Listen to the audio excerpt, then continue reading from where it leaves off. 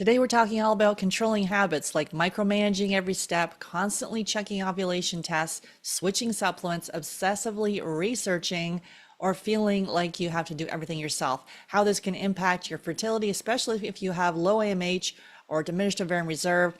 I'll share some easy tools to help you relax, process emotions, and feel more connected to your body. Let's go.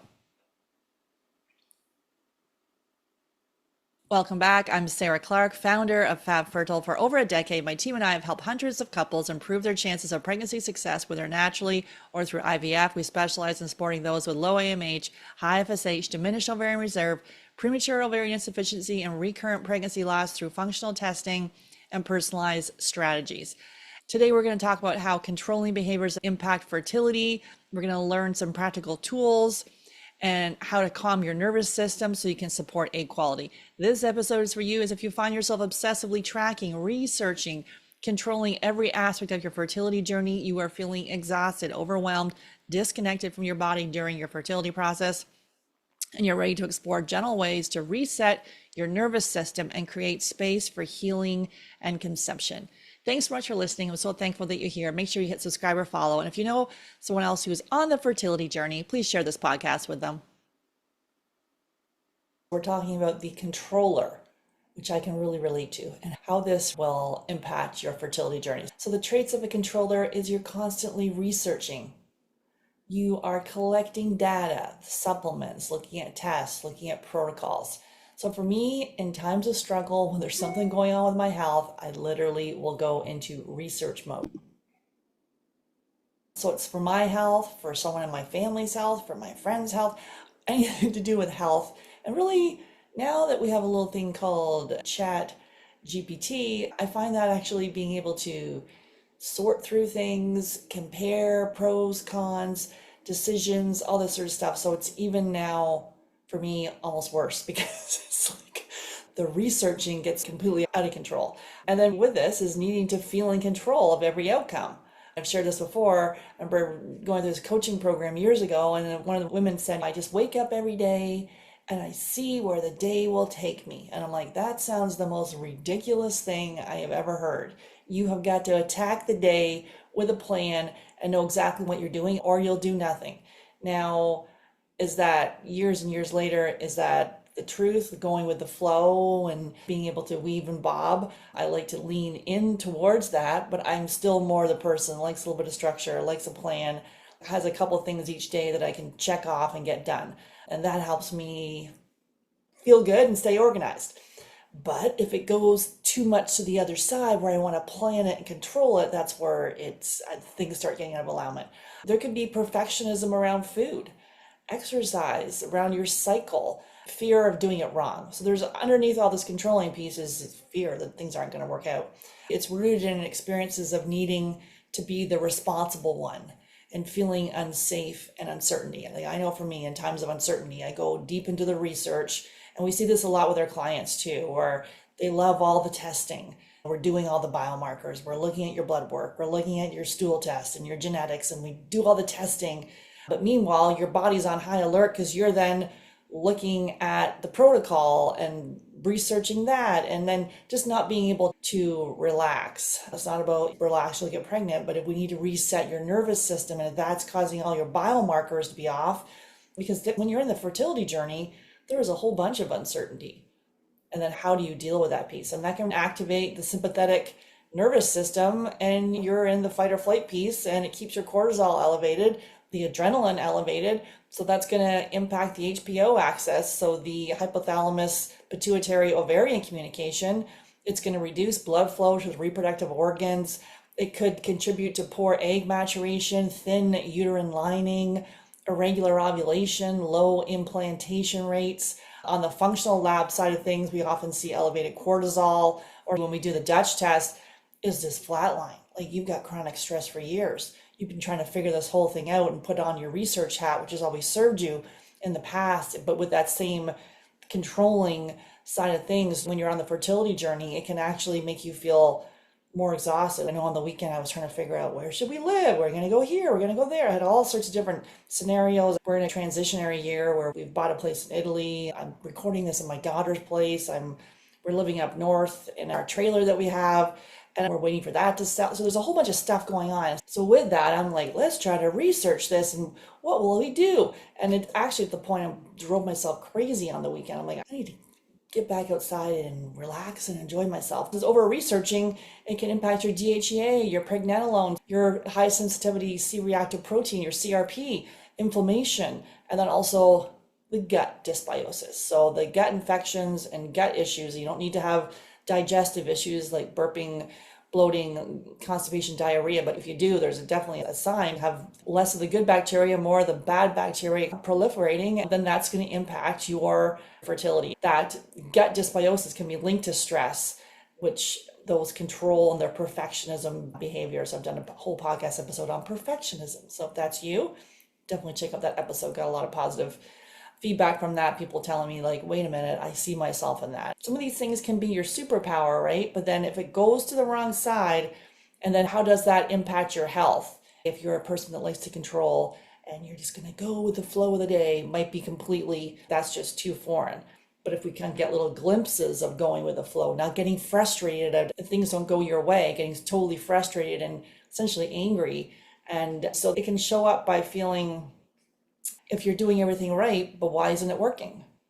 And so maybe you're just feeling, I can't stop researching. I just need more information. More information. If I got more information, I would feel better. But if we go back into the foundational pieces of the right diet that's right for you, and that's our Fab Fertile method, we can help with that. Definitely send me a message at hello@fabfertile.ca, subject line 10-day. We'll give you our elimination diet so you can figure out the exact diet that's right for you. Looking at movement, looking at your sleep, looking at your stress management. So it's not about more information about you going paleo, vegan, carnivore. Let's get the diet for you. And sometimes it also shows up as if I let go, I'll lose my only chance. I got that one embryo. I've only got a couple months left. They've told me that my AMH is declining by the month and I have got to hurry. Lots of podcast episodes on AMH. It is not the be all and end all. That predicts how well you'll do with IVF, does not predict your ability to get pregnant naturally. Doesn't predict your uterine receptivity, and it is a poor predictor of live birth outcomes. So we're told to hang our hat on that, and that's the only thing to look at. Meanwhile, we didn't look at the rest of the biomarkers. And so maybe you experience trouble relaxing during the fertile window. Maybe you're feeling a lack of spontaneity and joy and intimacy. It's just, oh my goodness, it's all about baby making. Love making has gone out the window. And then after failed IVF cycles, just feeling burnt out. The whole piece is, we can't force conception. It requires trust and safety in your body to feel that way. And so that if your nervous system, if you're feeling very controlled and constricted, the body is feeling it's not safe at this stage. And it's not about you doing more. You need to feel safer in your body. We love all the testing. Equally as important, the mind-body side of things, resetting your nervous system, recognizing these patterns in ourselves, and where we can just each day slightly lean in to feeling a little more certainty, so we can have certainty around what we eat, certainty about when we go to bed, certainty of when we decide to exercise, things that we do have control of, and not other things that we don't, if we feel we need to research just to see at that point, how is that serving you? And so we can do some somatic work, so bring gentle awareness and to calm the body, help shift the nervous system, because sometimes if we're in our head, we need to actually go to the body first. So you can noticing physical sensations without trying to fix or change them. You can sit quietly for 2 to 3 minutes, scan your body, notice where you feel tightness, tingling, warmth, heaviness, discomfort. I always feel tightness in my shoulders. You can tap more into that intuition side of things. Listen to your gut. We all have intuition. And this is going to build some trust between your mind and body. And then gets away from that fear or judgment that we might be feeling. So you could feel some lightness in your chest. Then you're noticing this without trying to fix something. So if your thought is, I feel tightness in my chest, you're noticing the tightness, but you're not trying to fix it. You're like, oh, wait, how do you fix tightness in my chest? No, we're just noticing it, and then we're breathing through it. Slowly observe your surroundings and name what you out loud in your mind. So look around and see a window. This is if you're a lot of times I do this with anxiety. If you're feeling anxious, I see a window, I see a tree, I see my cup. I keep you in the present moment. And so it's sending that visual information to your brain, signaling safety, and helps deactivate that controlling mindset.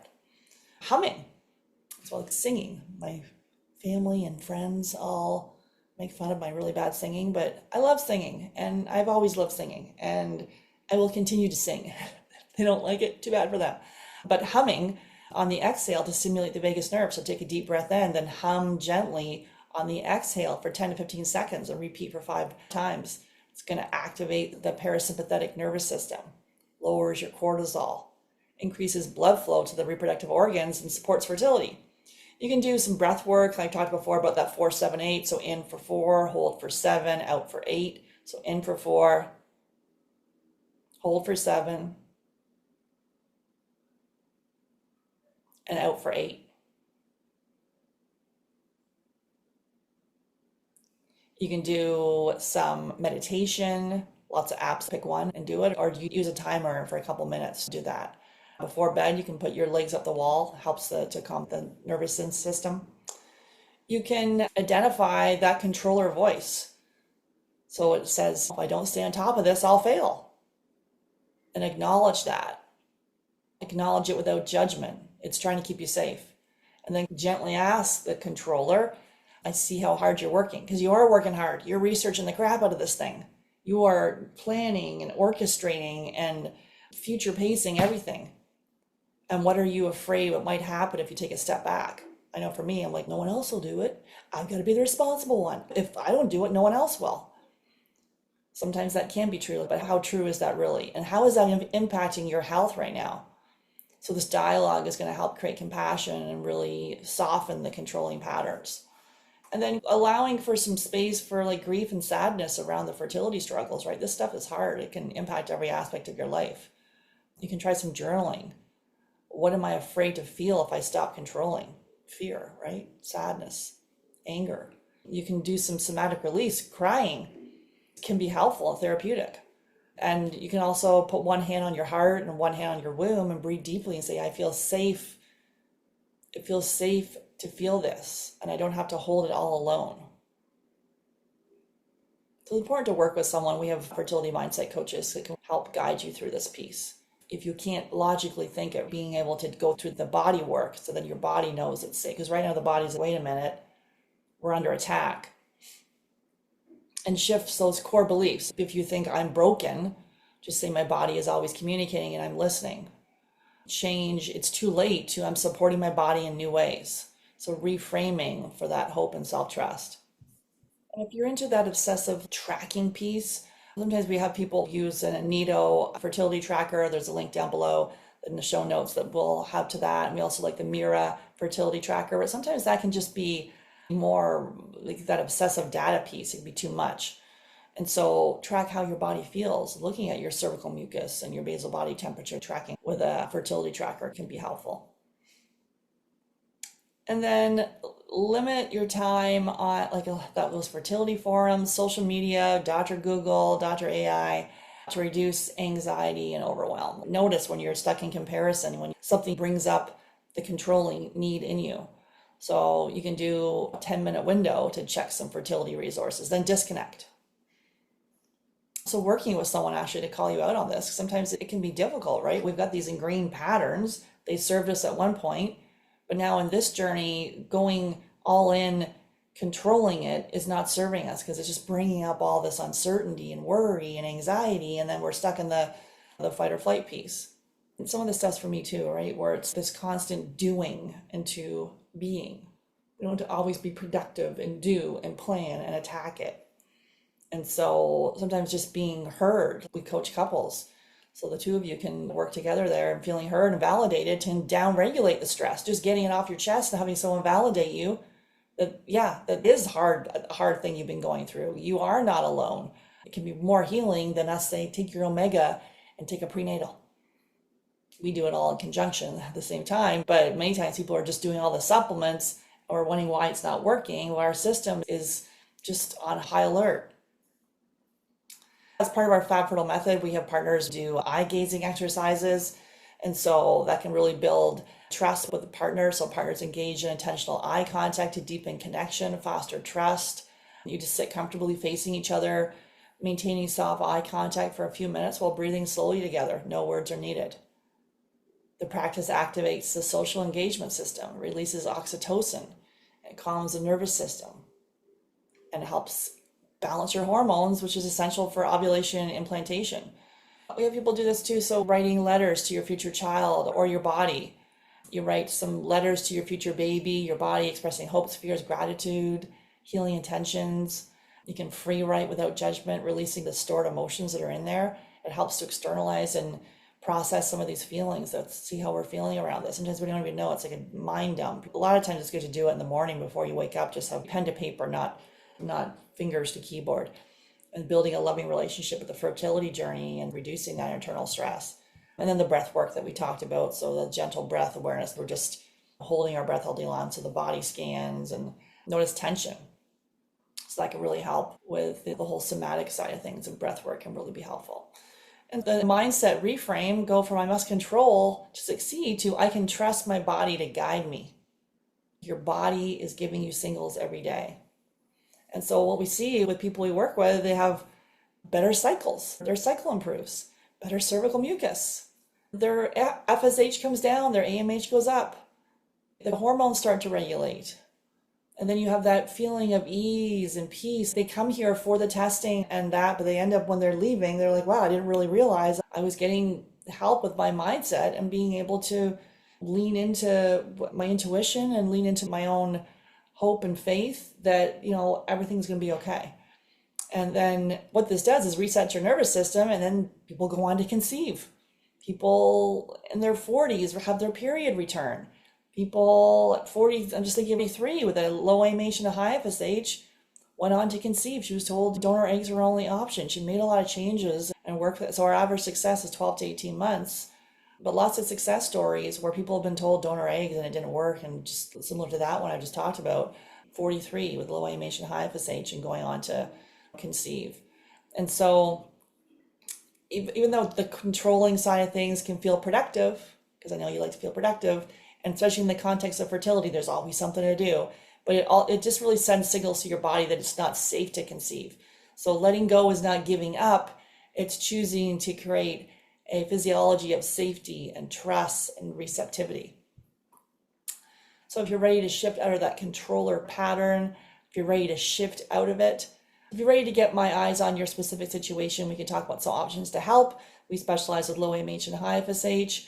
DOR, POI, send me a message at hello@fabfertile.ca, subject line fertile, and we'll give you some options to help. Take care.